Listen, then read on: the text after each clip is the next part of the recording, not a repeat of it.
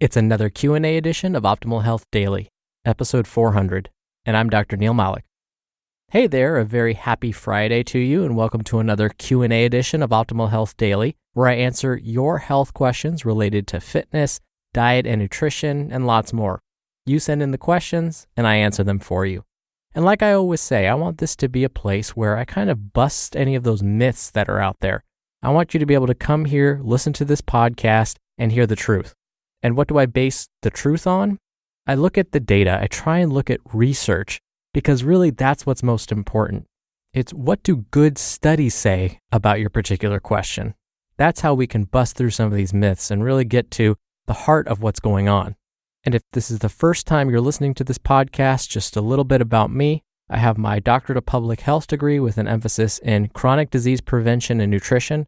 I also have my master's in public health with an emphasis in health education and health promotion. I'm a registered dietitian nutritionist, a certified health education specialist, and a certified exercise physiologist or personal trainer. So needless to say, health and wellness are my passions. And I love this part of the show because the Q&A portion allows me to help you. So with that, let's hear today's question as we optimize your life. Hi, Optimal Living Daily. I listen to your show pretty much every day while I work in podcast form. And I have a question regarding autoimmune diseases that I'm sure a lot of people are struggling with these days. I am perplexed as to what is a better dietary approach.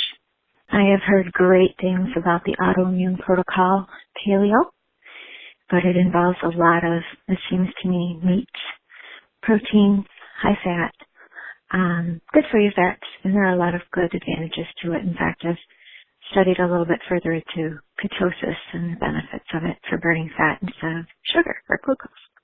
However, I think that eating a lot of meat products is really tough on your system, hard to digest. You have to break it down for the amino acids that your body needs.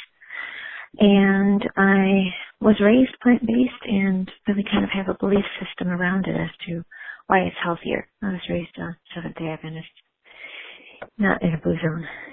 So I go back and forth as to which is a better approach for treating my autoimmunity, which happens to be Hashimoto's.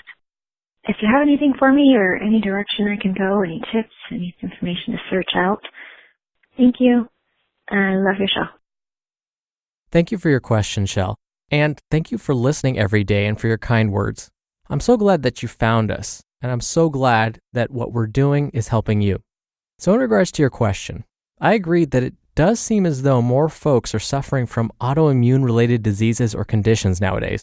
But for some of these conditions, it's not always clear whether the actual numbers of those suffering has increased or whether the improvements in medical technology have allowed doctors to more accurately diagnose these conditions. So when we think about how far we've come with simple things like blood tests, there's so much more we can interpret now thanks to newer technologies. But regardless of all of this, you're right that diet can play a critical role when it comes to managing autoimmune conditions. Now I have to mention my disclaimer here. Whatever I'm about to suggest will not work for everyone. As always, I encourage you to discuss any changes you plan on making with your doctor before attempting any of this. So Shell, you mentioned the paleo diet as a potential way to help with autoimmune disease. And just as you mentioned, the paleo diet is a lower carbohydrate, higher protein, and kind of a medium to high fat diet. What's happened is someone modified the paleo diet and made it even more restrictive to hopefully help those with autoimmune conditions. But here's the problem. There are many versions of this new, more restrictive paleo diet, and each of those claim to help with autoimmune diseases. So some versions of this protocol will say you need to remove grains, beans, soy, peanuts, dairy, and vegetable oils from your diet, whereas other versions will say you also need to remove fruits, or yet other versions will say avoid eggs. But again, not all say the same thing. So it's difficult to know which one you're supposed to follow. Now, Shell, you mentioned a key phrase in your question. You called the paleo diet a kind of elimination diet. And you're right that paleo is a type of elimination diet because, like I said, it requires you to eliminate certain foods from your diet. Now, I'm going to blow your mind here. Stick with me.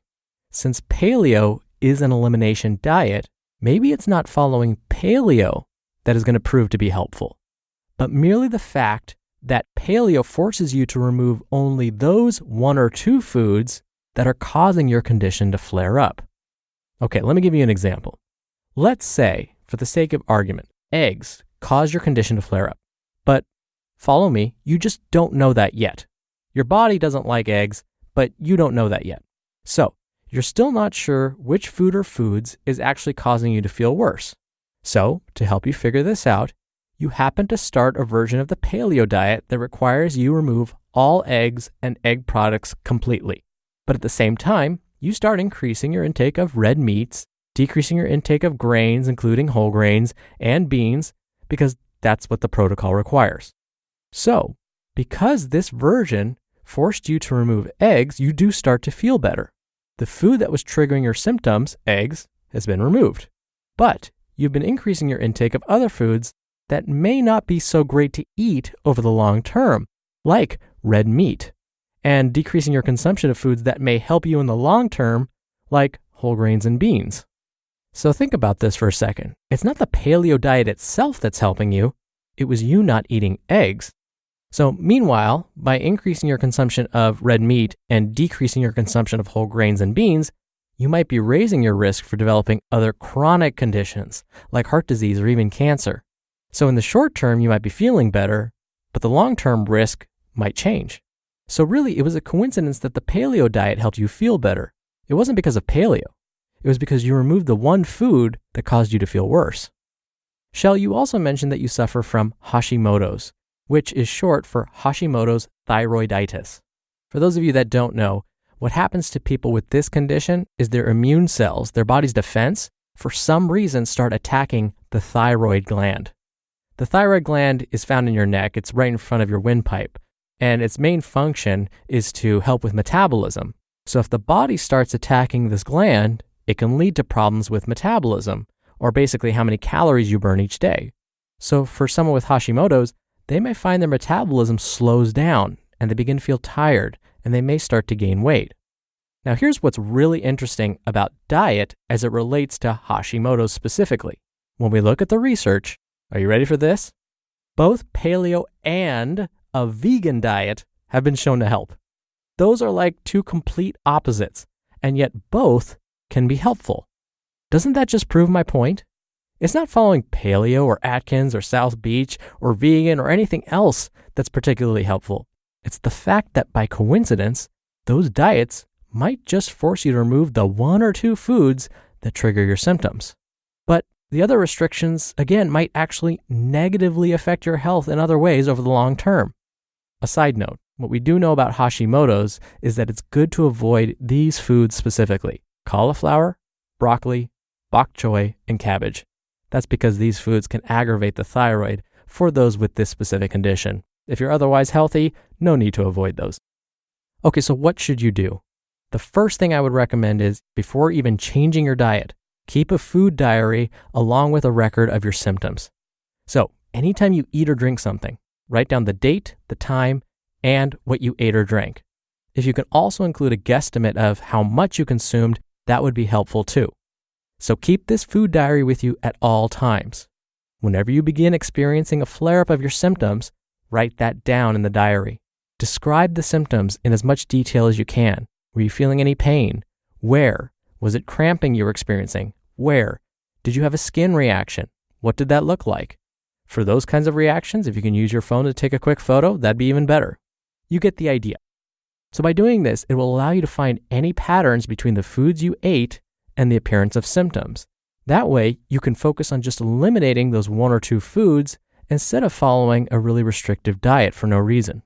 Also, don't forget about other lifestyle factors that can contribute to a flare-up of autoimmune conditions. Stress, for example, is one of the most common reasons people tend to flare up. Getting adequate sleep is also important. This allows your body's healthy cells to rejuvenate and keep that autoimmune condition in check. So again, yes, diet is important, but don't forget about those other lifestyle factors too. Thank you again for the question, Shell. You'll be entered into a very small raffle every month to win a book. And if you want to be in the raffle, send me a question. To do that, just come by oldpodcast.com. Once you're in and on the main site, there's a red bar along the side of the page that you can click on and record right from your computer's microphone. It's really easy, and you can even play back your message and do retakes before sending it in. Or, if you want to do it the old-fashioned way, you can call it in. The number is 61 I Love OHD. Both methods are in this episode's description that you can find at oldpodcast.com. If you can believe it, that's 400 episodes of Optimal Health Daily, and that's all because of you. So I thank you for listening. Thank you for your continued support. Have a wonderful weekend, and I will be back here on Monday where your optimal life awaits. Hello, Life Optimizer. This is Justin Malik, creator and producer of this show and Optimal Living Daily, the brother podcast of this one. Literally, I'm Dr. Neil's brother. If you like the format of this show, you'll love Optimal Living Daily too, where I also read to you from blogs, but cover other topics like personal development, finance, and minimalism from bloggers like Derek Sivers, The Minimalists, Zen Habits, and many more. So for more amazing content read to you for free, come subscribe to Optimal Living Daily too, and together we'll optimize your life. You've been listening to Optimal Health Daily. Be sure to hit the subscribe button to stay up to date on each new episode, and head to oldpodcast.com.